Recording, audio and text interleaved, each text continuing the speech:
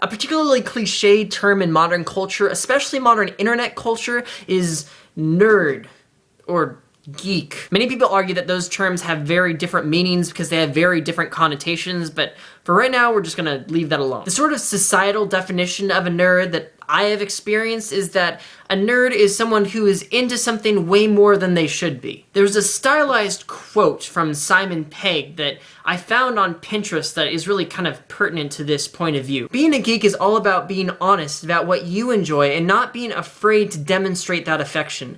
It means never having to play it cool about how much you like something. It's basically a license to proudly emote on a somewhat childish level rather than behave like a supposed adult. Being a geek is extremely liberating. Now, I really like that quote, and I think it's really cool, but did you notice what he says at the end there? A license to proudly emote on a somewhat childish level. A childish level, that's where that concept of being unnaturally and needlessly into something comes back in. And while I don't think it was Simon Pegg's intention to say that it's bad to be a nerd, I think his intention was the exact opposite, that wording provides us with a distinct opportunity to ask a new question. What governs the acceptability of someone's interest in a topic? I think that you'd agree with me when I say that I've met at least one person in my life that has been so into something that it's inhibited their ability to live their lives to their fullest potential. They're so into it that they don't let themselves enjoy other aspects of their lives, and they don't challenge themselves to step out in new ways. And as a result, the thing that they're nerdy about actually hurts them and hurts their ability to function. So there is an extreme of interest. I hope that you can agree with me when I say that there's also an extreme on the other end, that if you don't let yourself get into anything,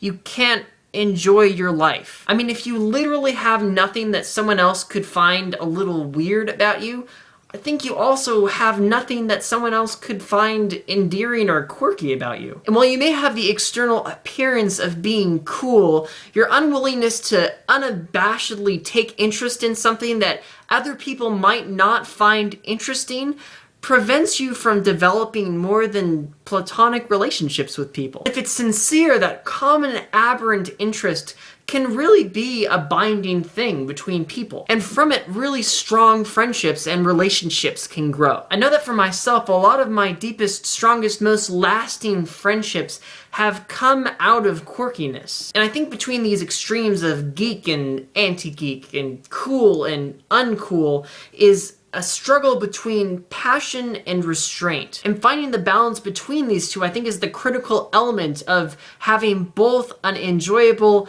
and a functional life. On the one hand, we have to realize that no matter what we do, there are people who are not going to be enamored with us, so we might as well stop trying. And on the other hand, we should realize that there is no one activity or hobby that is valuable enough to define everything that we are to the exclusion of all others, precluding us from conversation and relationship with anyone outside of that circle. As long as the things we're into aren't illegal or immoral, we should let people be into the things that they're into and not cast social judgments upon them for being into them. Not only that, but we should also seek to appreciate other people's interests as much as we possibly can. And who knows, we might find ourselves expanding our interests. This is Jacke Karashae wishing you an enjoyable and functional life. Ding!